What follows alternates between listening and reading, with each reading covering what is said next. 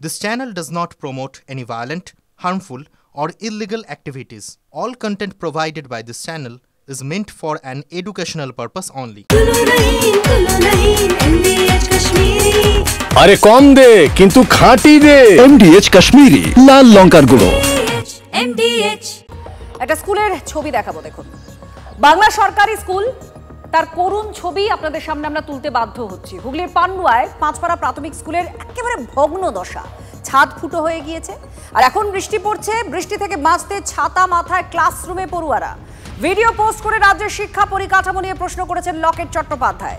শিক্ষা পরিকাঠামোয় বরাদ্দ হাজার হাজার কোটি টাকা কোথায়? বহুল প্রচারিত বাংলার শিক্ষা কোথায়?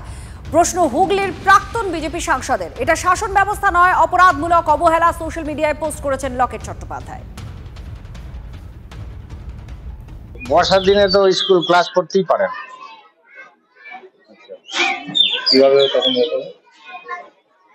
কিভাবে করে বলতে, এবার মাস্টার মশাইরা যা করে একটু ম্যানেজ করে তারপরে কিছুক্ষণ ক্লাস পড়ায়।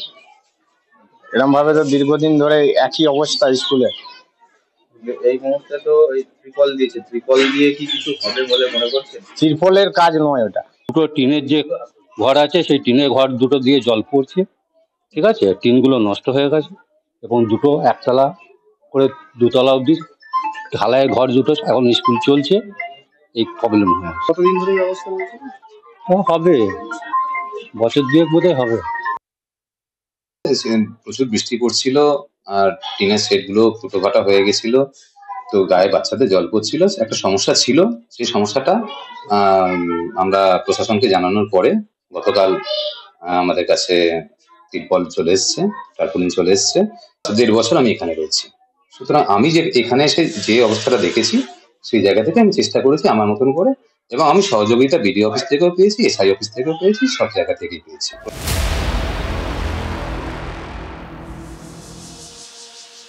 এবার দেখায় বাংলায় জল যন্ত্রণার ছবি। কয়েকদিন ধরে বৃষ্টি হচ্ছে আর সেই টানা বৃষ্টিতে বাঁকুড়ার অবস্থা দেখুন, একেবারে জলের তলায় একটা বিস্তীর্ণ এলাকা।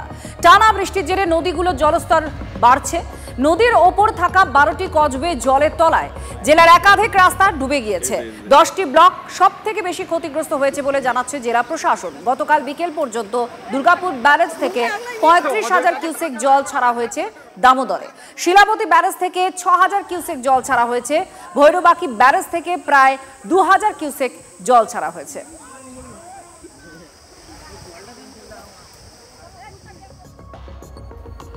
আর ডিভিসি জল ছাড়ার জন্য ভয়ঙ্কর আতঙ্কে রয়েছেন খানাকুলের মানুষ। 9 মাসেও শেষ হয়নি মুন্ডেশ্বরী নদীর বাঁধ সংস্কারের কাজ। জলের পরিমাণ আরও যদি বাড়ে তাহলে বানভাসী হওয়ার আশঙ্কা। কেন এতদিনেও বাঁধ মেরামত হয়নি? কেন বাঁধের টেন্ডারে দেরি? রাজ্য সরকারের গাফিলতির দিকে আঙুল বিজেপি বিধায়কের। আতঙ্কের কারণ নেই, কাজ শেষ হবে সময় মতোই, বলছে তৃণমূল।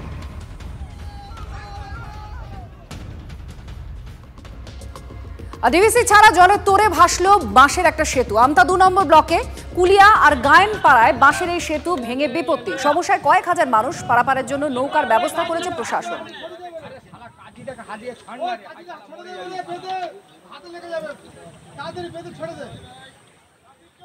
জলে ডুবছে মাটি নাকি মাটি ভাসছে জলে? রাজ্যের একাধিক জেলায় বন্যা পরিস্থিতি। এই বর্ষায় দামোদর আর কত কষ্ট বাড়াবে সেই নিয়ে যখন ভয়ে কাটা হাওড়া, হুগলি, বাঁকুড়া, বর্ধমান পূর্বের মানুষজন, ঠিক সেই সময় দুর্গাপুর ব্যারেজ থেকে জল ছাড়ার সিদ্ধান্ত।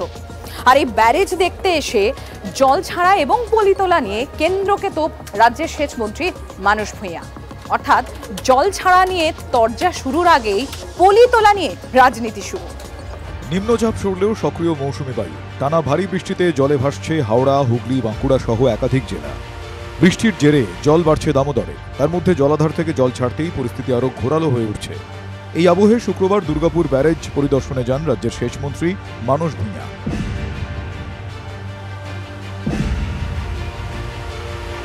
দামোদর নদের ড্রেজিং নিয়ে কেন্দ্রের অনীহা নিয়েও ক্ষোভ প্রকাশ সেচ মন্ত্রীর। জলাধারগুলির জল ধারণ ক্ষমতা বাড়ানোর জন্য কেন্দ্রের কাছে আবেদন করা হয়। পলি উত্তোলনের জন্য আবেদন জানানো হলেও কেন্দ্রের তরফে সাড়া মেলেনি। দুর্গাপুর ব্যারেজের লক গেট মেরামতির জন্য 2015 সাল থেকে কেন্দ্রের কাছ থেকে সহযোগিতা পাওয়া যায়নি। কেন্দ্রীয় সরকার বারে বারে দেখছি করছে, কিছু করছে না। স্টিল আমাদের মুখ্যমন্ত্রী বারে বারে দিল্লিকে বলেছে জলশক্তি মন্ত্রককে বলেছে, ডিভিসি অথরিটিকে বলেছেন এবং প্রধানমন্ত্রীকে বলেছেন। আমরা বুঝতেই পাচ্ছেন বাংলাকে কিভাবে বঞ্চিত করা হচ্ছে। দুর্গাপুর ব্যারেজের দায়িত্ব রাজ্যের সেচমন্ত্রীর দফতরের হাতে থাকলেও দামোদর নদের ড্রেজিং এর দায়িত্ব ডিভিসির অর্থাৎ কেন্দ্রের। রাজ্যের দাবি, দুর্গাপুর ব্যারেজে সর্বোচ্চ জলস্তর থাকার কথা 212 ফুটের কাছাকাছি। দামোদরে 35% পলি জমে আছে, যার জেরে জল ধারণের ক্ষমতা কমে যাচ্ছে। মাইথন ও পাঞ্চেত থেকে ডিভিসি জল ছাড়লে সেই জল এসে পৌঁছয় দুর্গাপুর ব্যারেজে। দুর্গাপুর ব্যারেজে জলের লেভেল স্বাভাবিক রাখতে জল ছাড়তে বাধ্য হচ্ছে সেচ দপ্তর। দুর্গাপুর ব্যারেজ জল ছাড়লে বাঁকুড়ার দামোদর লাগোয়া এলাকা পাত্রসায়র, পূর্ব বর্ধমানের রায়না, জামালপুর, হুগলির খানাকুল, আরামবাগ, হাওড়ার আমতা, উদয়নারায়ণপুর জলমগ্ন হয়ে যায়।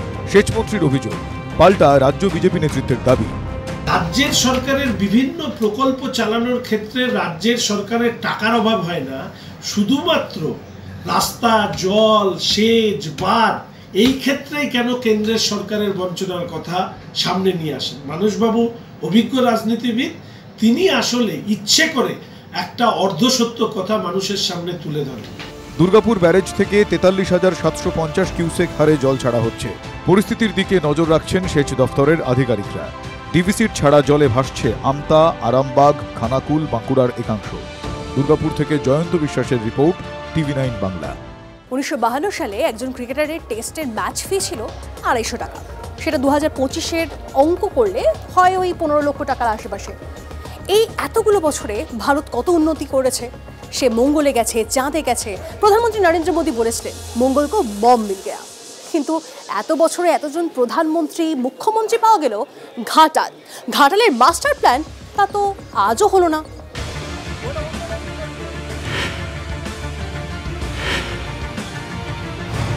বাংলার দুঃখ বলা হয় দামোদর নদকে, আর ফি বছর ঘাটালবাসীকে কাঁদিয়ে ছাড়ে শিলাবতী ঝুমি নদী।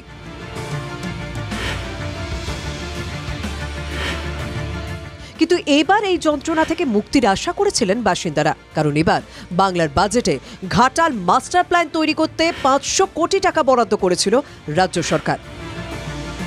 ঘাটাল মাস্টার প্ল্যান প্রতি বছর বন্যা হয়, হাওড়া ভাসে, হুগলি ভাসে, মিদনাপুর পূর্ব ভাসে, মিদনাপুর পশ্চিম ভাসে। ঘাটাল মাস্টার প্ল্যানে 1,500 কোটি টাকা খরচ হবে।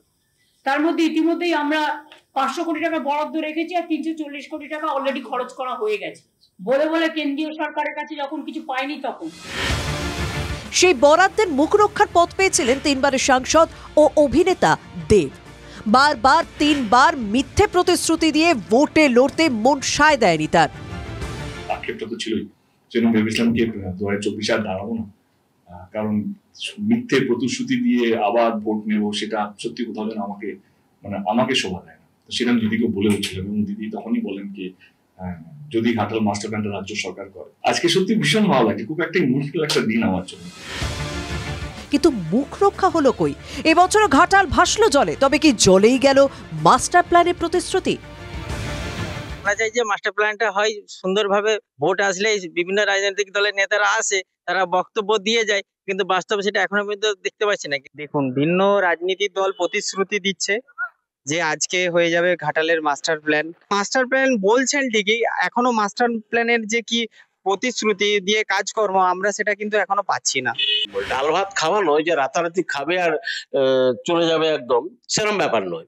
কাজটা শুরু হয়েছে, কাজটা সম্পূর্ণ বা শেষ হতে সময় দেওয়া হবে। বামফ্রন্ট সরকার 34 বছর করেনি, স্বপ্নেও দেখেনি। আর বিজেপি মুখে বলেছে, কাজের কাজ কিছু করেনি, বিরোধিতা করছে। ঝুমি নদীর জল বেড়ে জলমগ্ন ঘাটাল ব্লকের মনসুকা, সুলতানপুর সহ একের পর এক গ্রাম। শিলাবতী তীরবর্তী এলাকাও বানভাসী। পুরো এলাকার একাধিক ওয়ার্ডে ইতিমধ্যেই জল ঢুকতে শুরু করেছে। চন্দ্রকোনার অবস্থাও ভয়ঙ্কর। শিলাবতী ও কেঠিয়া নদীর বাঁধ ভেঙে প্লাবিত বিস্তীর্ণ এলাকা। চন্দ্রকোনা 1 ও 2 নম্বর ব্লকের একাধিক গ্রাম ও পঞ্চায়েত এলাকা জলমগ্ন। মুহূর্তে আমরা দাঁড়িয়ে আছি একটি গুরুত্বপূর্ণ রাজ্য সড়কে। এই রাজ্য সড়ক দিয়েই পেছনেই রয়েছে আমার পলাশচাবড়ি থেকে জেলার বিভিন্ন প্রান্তের বাস যাতায়াত করে। ইতিমধ্যে সেই গুরুত্বপূর্ণ রাজ্য সড়ক কিন্তু সম্পূর্ণ বন্ধ। ভয়াবহ বন্যা পরিস্থিতি প্রাণও কেড়েছে। রাজ্য সড়ক পেরোতে গিয়ে জলের তোড়ে ভেসে গেলেন চন্দ্রকোনা 2 নম্বর ব্লকের এক বাসিন্দা। এই ধ্বংস আর মৃত্যুর হাত থেকে বাঁচাতে একমাত্র ঘাটাল মাস্টার প্ল্যানই ভরসা। 1952 সালে তৎকালীন কেন্দ্রীয় সরকার গঠিত মানসিং কমিটির সুপারিশ ছিল এই প্রকল্প রূপায়ণের, কিন্তু এতগুলো বছর পর সবে এই বছর রাজ্য বাজেটে ঘাটাল মাস্টার প্ল্যানের জন্য অর্থ বরাদ্দ হয়েছে মাত্র। এই বছরও ভাসতেই হলো ঘাটালবাসীকে। কিন্তু এই সরকারের উদ্দেশ্য ঘাটালের মানুষকে বন্যা থেকে মুক্তি দেয়া নয়। তার কারণ ঘাটাল মাস্টার প্ল্যান করতে গেলে এই মুহূর্তে 10,000 কোটি টাকার প্রয়োজন। গোটা ঘাটাল মাস্টার প্ল্যানের জন্য বরাদ্দ হচ্ছে 1700 কোটি টাকা, এই মুহূর্তে 500 কোটি টাকা। সেই কারণে যা অবস্থা হওয়ার হচ্ছে, এক কথায় বলা যায় মাস্টার প্ল্যান আগে ছিল হৃদয়, এখন আছে পকেটে। মাস্টার প্ল্যানের নাম করে শাসক দ্বারা লক্ষ লক্ষ কোটি কোটি টাকা পকেটে পড়ছে। Ghatal master plan is a separate chapter, all on a sudden জল ঢোকা ইজ এ সেপারেট চ্যাপ্টার। বছরের পর বছর দুর্বিষহ জল যন্ত্রণায় কাটাতে হয় ঘাটালবাসীকে। মাস্টার প্ল্যান নিয়ে রাজনৈতিক তরজা চলছে, কিন্তু ঘাটালবাসী চাইছেন দ্রুত প্রকল্প বাস্তবায়িত হোক। অসীম বেরার রিপোর্ট, TV9 বাংলা। ছোট গল্প কাকে বলে এটা বোঝাতে গিয়ে কবিগুরু রবীন্দ্রনাথ ঠাকুর তিনি লিখেছিলেন শেষ হয়েও হইল না শেষ। আর কবিগুরুর এই বাংলায় 100 দিনের কাজ যেন একটা পুরো উপন্যাস। আদালতের নির্দেশ, আর তাতে 100 দিনের কাজ আবারও শুরু হবে। কিন্তু তাতেই যারা ভুক্তভোগীরা রয়েছেন, যারা গরিবরা রয়েছেন, তাদের মধ্যে একটা আতঙ্ক তারা করছে। কিসের আতঙ্ক? কাজটা হবে ঠিকই, টাকাটা তারা পাবেন তো? ওই যে কাটমানির চক্কর। আমি 500 টাকা করে পেতাম, বাকি টাকা পেতাম না।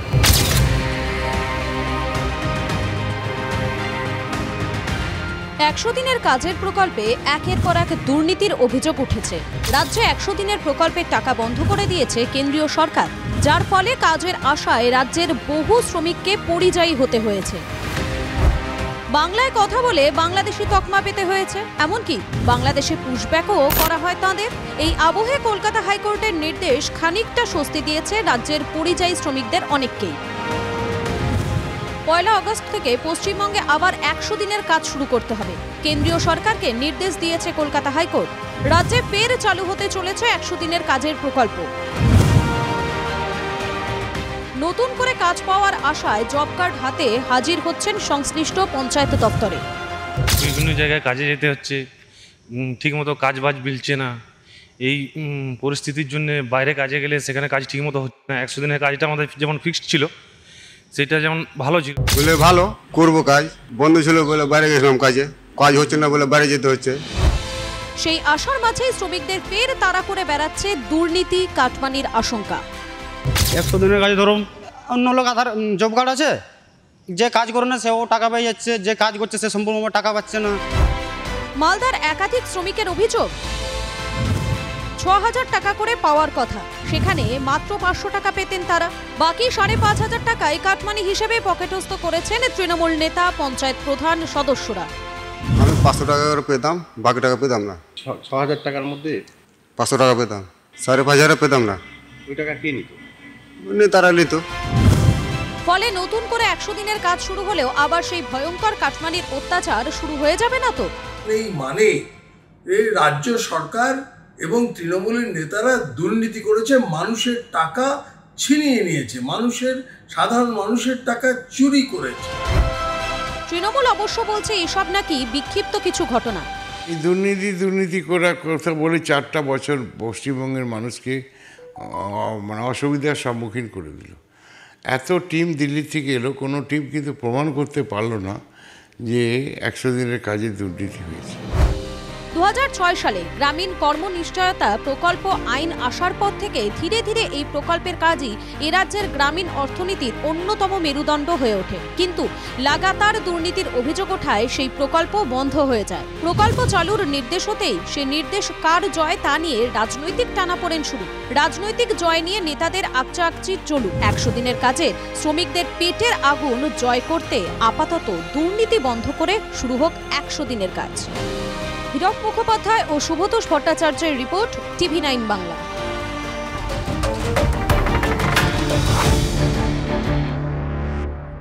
এগিয়ে পৌঁছে দিন। যদি অভিষেক বাবু ভারতবর্ষের জন্য এতই গুরুত্বপূর্ণ ব্যক্তি হন, 4-5খানা নোবেল এনে দিয়েছেন ভারতকে, অলিম্পিকে গোল্ড মেডেল এনে দিয়েছেন 2-4টে, কয়লা চুরিতে অনেক কিছু করেছেন নাকি শুনেছি।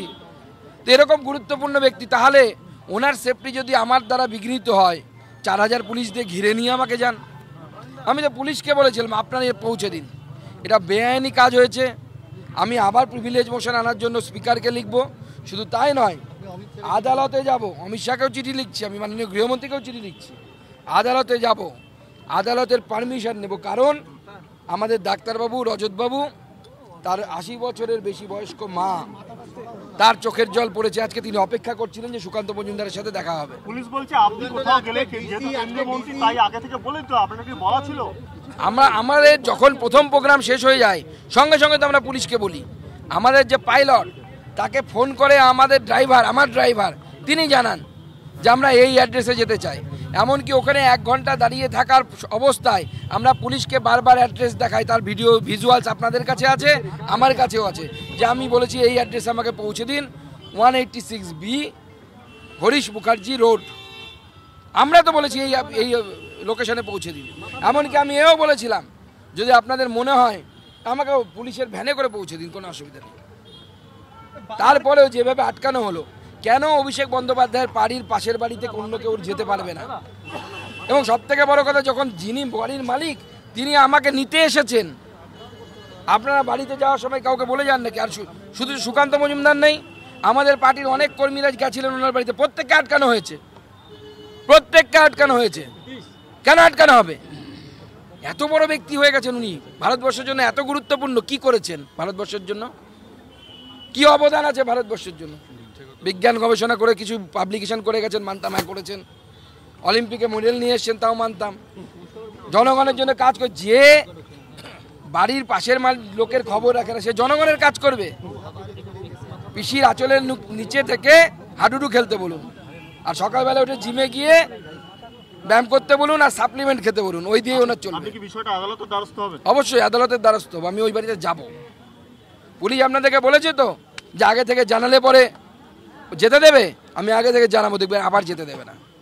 তারপরে প্রয়োজনে কোর্টে যাব, কোর্টে গিয়ে ওই বাড়িতে যাব, যে মা যার চোখের জল আজকে অভিষেক ব্যানার্জি এবং কলকাতা পুলিশ ফেলতে বাধ্য করেছে, সেই 86 বছর বয়স্কা মহিলা, যার পরিবার ভারতের জন্য স্বাধীনতা সংগ্রাম করা পরিবার। তৃণমূল কংগ্রেসের অভিষেক ব্যানার্জির পরিবারে কেউ স্বাধীনতা সংগ্রাম করেছে বলে আমার তো অন্ততপক্ষে জানা নেই। তো অন্ততপক্ষে সম্মানটা করতে জানুন।